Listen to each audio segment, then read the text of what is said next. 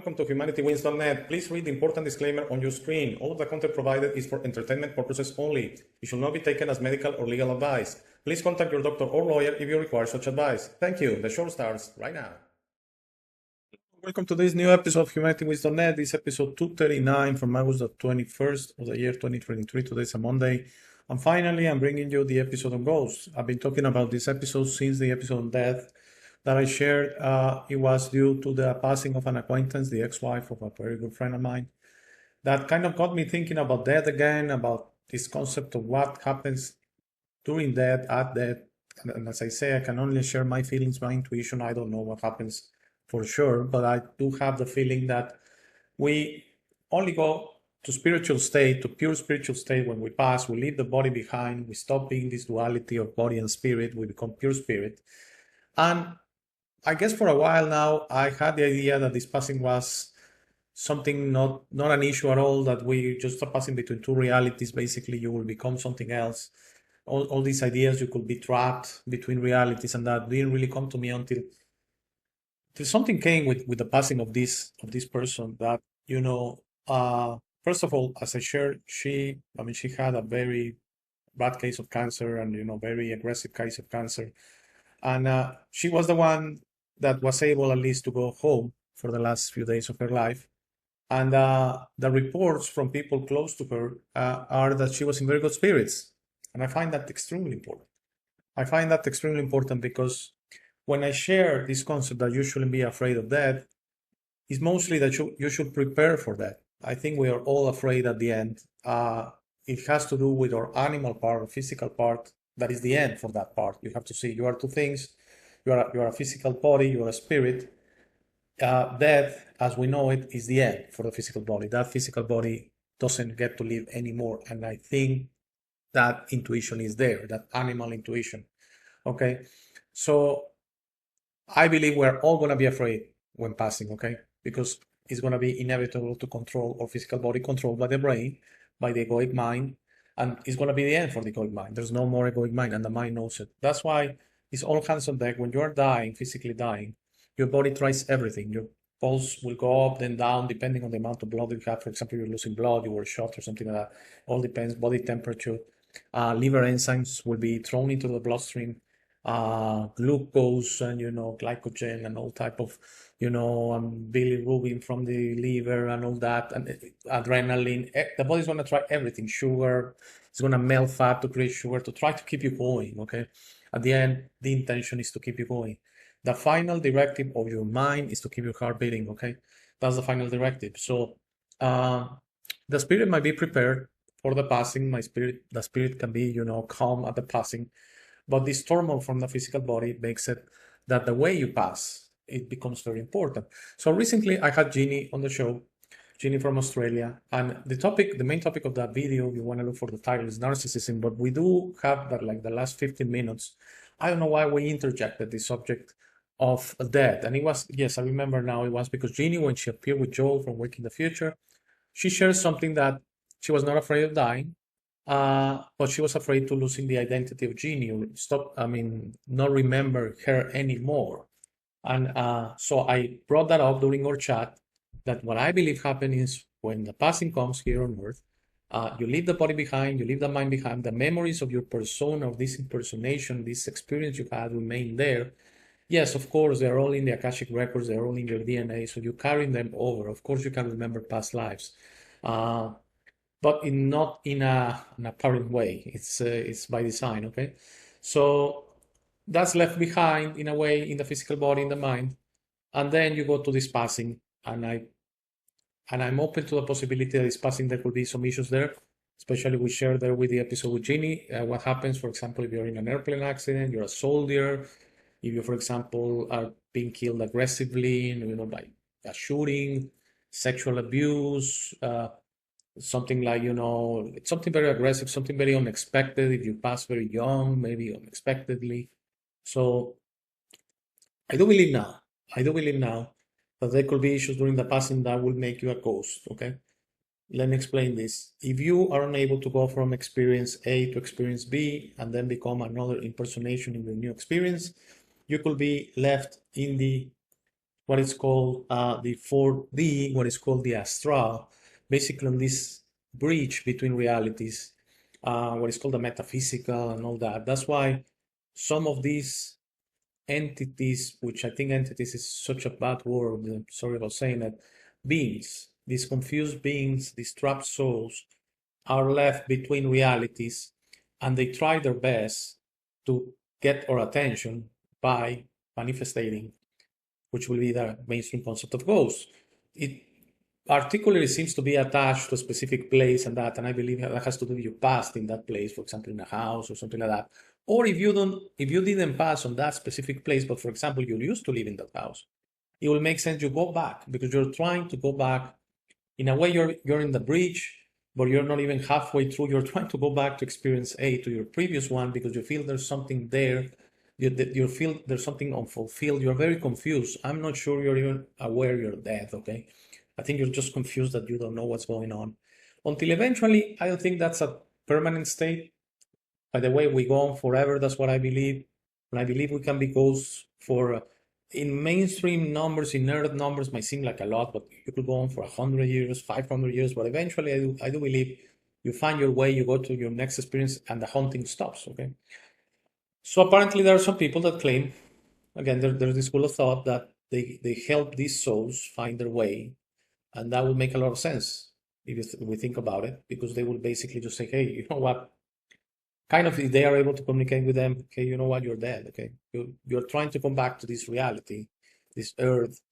It's something that you don't even exist anymore. I mean, if you were Jeff, Alex, Jimmy, whatever name, whatever person, you are not that anymore, okay? So first of all, maybe you're not realizing it, and you must go, that's the correct direction, you're going backwards. You're really going on the wrong direction. So my feeling right now is that there is a very good chance that what we know as ghosts is just basically confused souls between experiences that they're trying to come back here on Earth, and they eventually find their way and they go wherever they have to go.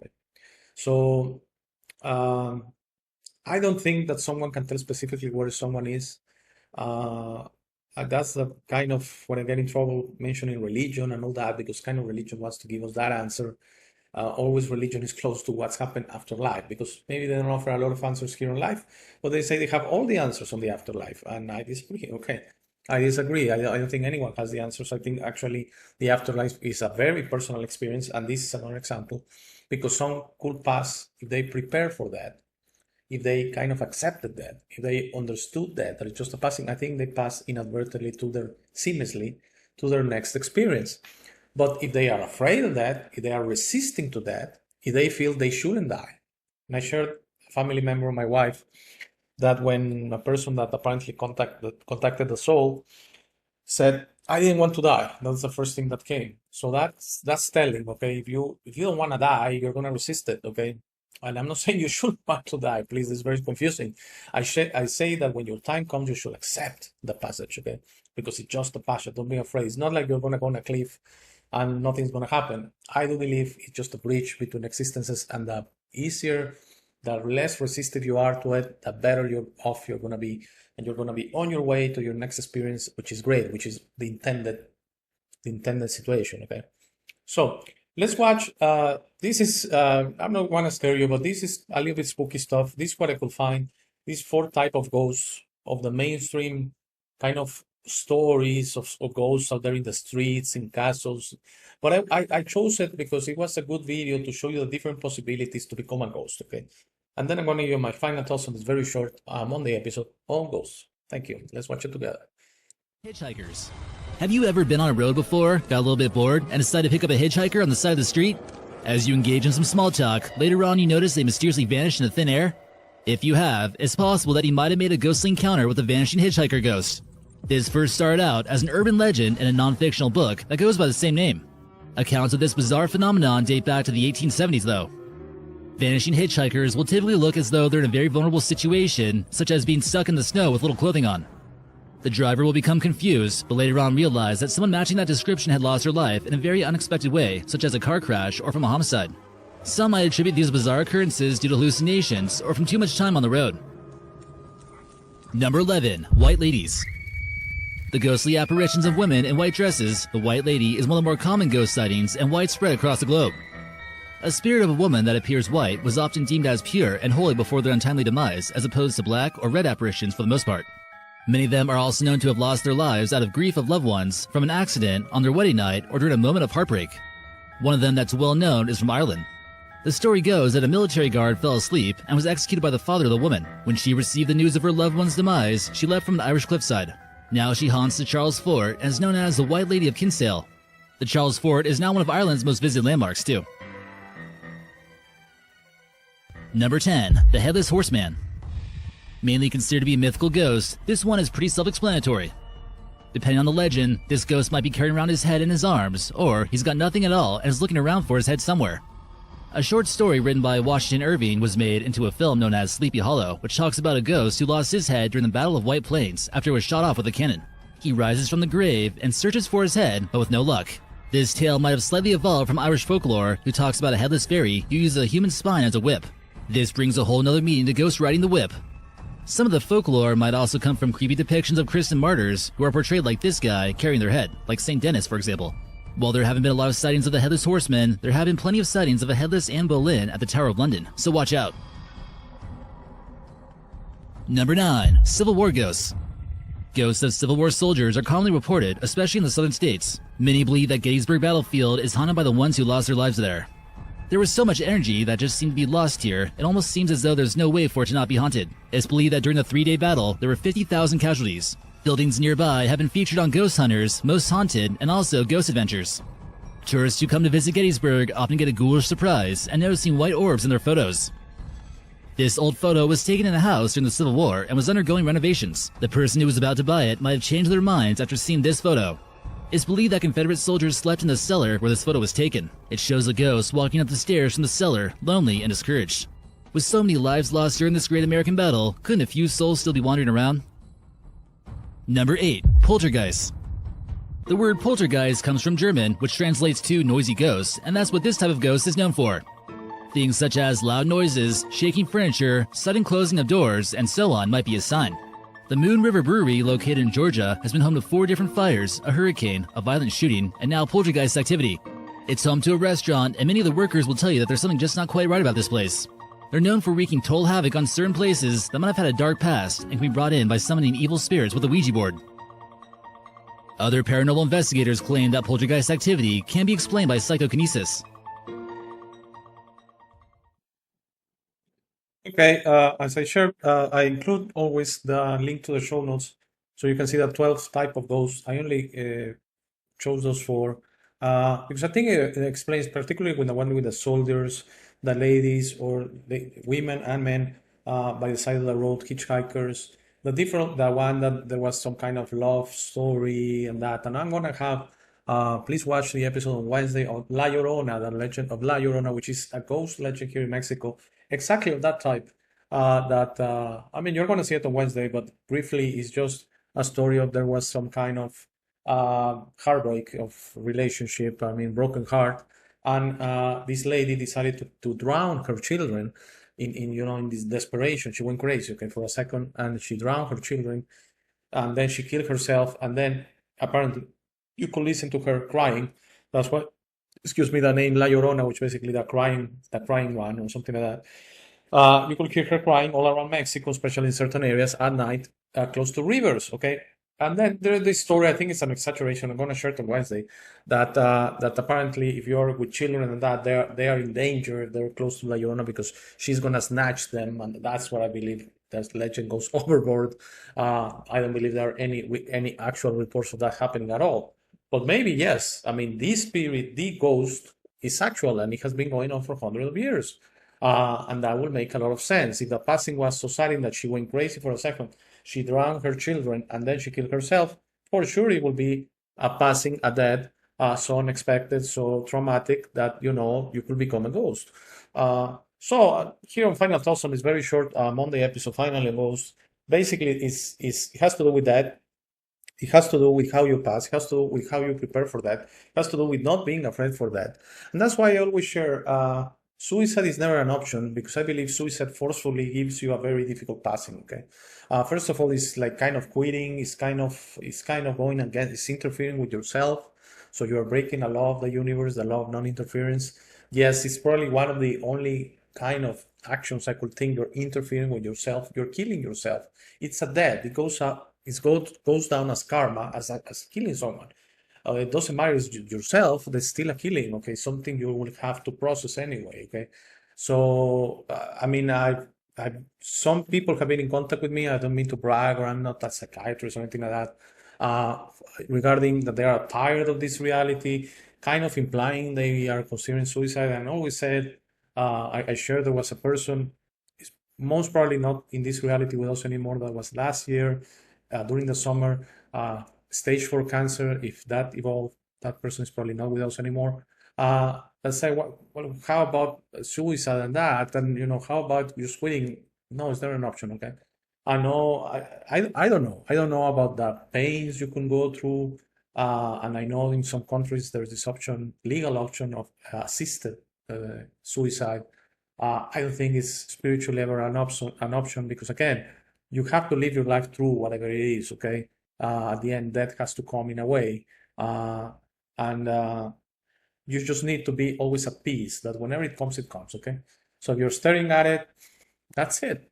You're staring at it. There's really, I understand probably the notion or the idea is, oh my God, how do I get out of this so I can live more, a few years more, 10 years more, 1 year more, whatever.